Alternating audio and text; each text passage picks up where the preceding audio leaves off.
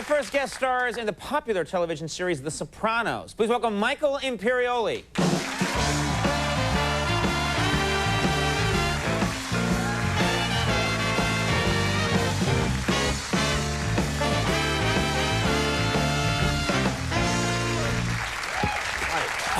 Thanks for being here. My pleasure. These are, of course, insane times. You live not only in New York City, your apartment is quite close to Ground Zero, isn't it? Yeah, about 6 blocks. Right. So have you been able to live there recently? Have you been... We were evacuated for over a week. We went back on Sunday.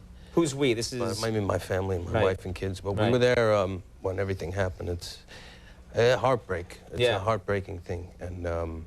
And you just had to get out of there, obviously, We had to get out, you know, after the buildings fell. Right. There was pandemonium in the street, you know, and I had to wait because I have little kids, so we had to wait till that calmed down to get them out. And there was smoke, and it was scary for them and for us, and just the tragedy of the lives lost. Yeah, it's amazing. Yeah, it's surreal. And I would think now you're back in your apartment, you're living down there. Can you tell us what's it like to be living so close to all that? Well, the neighborhood where I live, the people have really gotten closer. People are helping each other out. Like the Korean deli stayed open the whole time.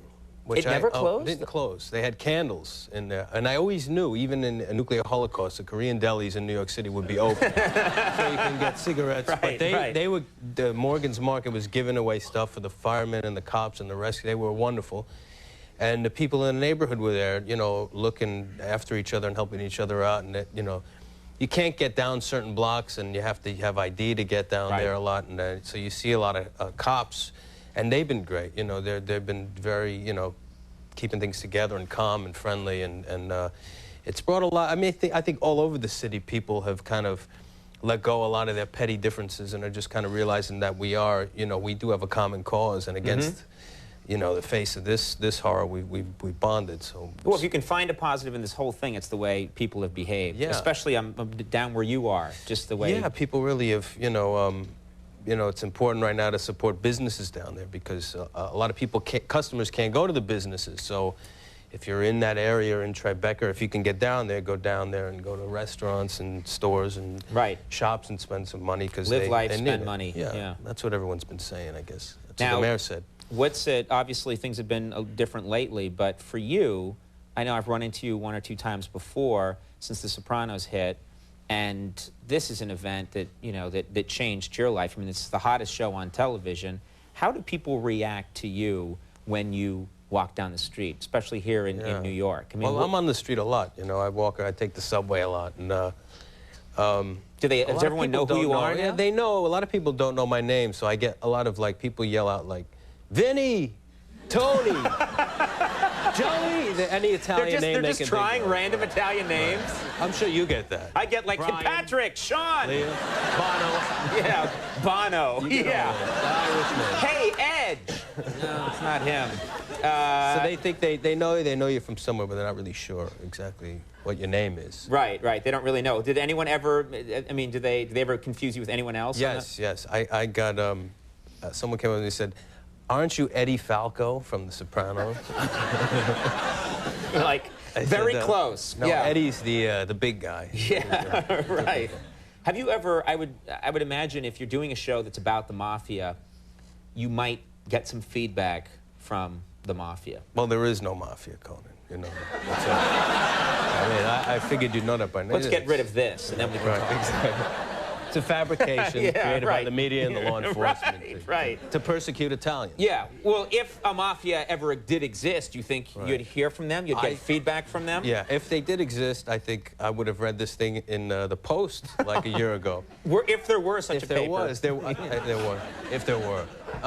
They had some guys in New Jersey on tape. The FBI had them under surveillance, and they had them on tape talking about the show, and they were like, really great writing. Great acting. You have to watch this show, Frankie. You know, this is an unbelievable... They were like critiquing it, you know, like, you know, at the movies. That idea. You know, I love Roger the idea Ebert. of them doing movie reviews. That's great. You know, a must-see for the entire family. Joey Knuckles, you know. Exactly. Do you ever meet a wise guy in person? Do you ever have someone come up and introduce himself? Well, you never know. Yeah. Who's who. I mean, they don't wear, you know, hello, my name is Frankie the Fish from the, you know, blah, blah, blah family. But you have know, an idea you have sometimes. an idea. Well, I met a guy in a restaurant who wanted to, said he could teach me the real way, the correct way to, he just referred to it as this, which I figured meant the garrote, which is an old weapon with 2 handles and a wire. That they use. That's an old classic. And the shorthand is like, it's just this. Yeah. They don't or you use could have it said, much I'll today. show you how to tighten a corset. Matt might have been saying that. Yeah. I wasn't sure. Maybe you read into this situation. I might have been reading into it. Probably, if it's not Cocktail, probably my favorite movie of all time. One of my favorite movies. I'm a huge Scorsese fan, and Goodfellas. I absolutely love that movie, and I know that.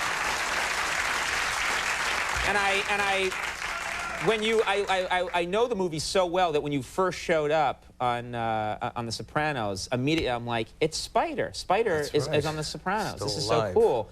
Yeah, he came back to life somehow. Is that? I mean, what was it like working on that movie?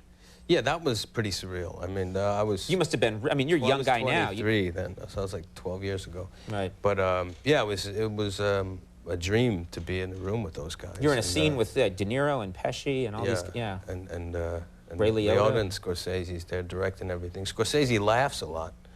You know, even while the cameras are rolling, you could hear him off camera, like, laughing hysterically at all the jokes and stuff like that. That's kind of tough, isn't it? You have to cut his laughter out.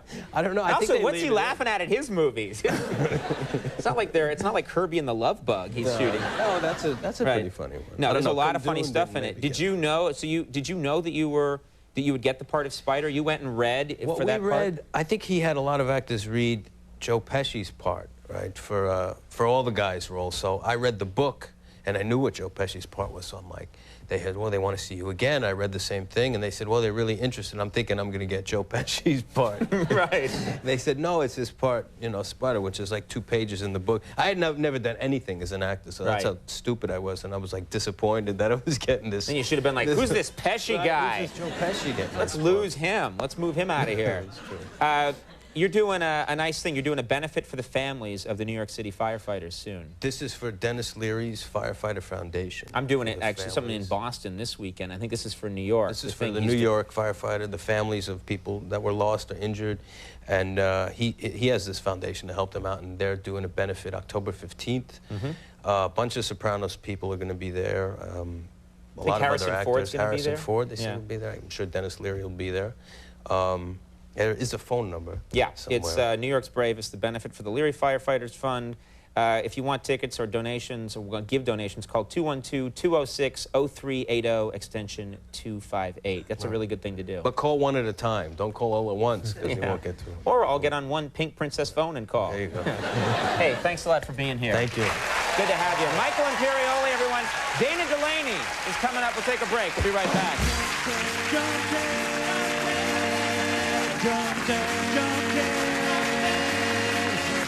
Day.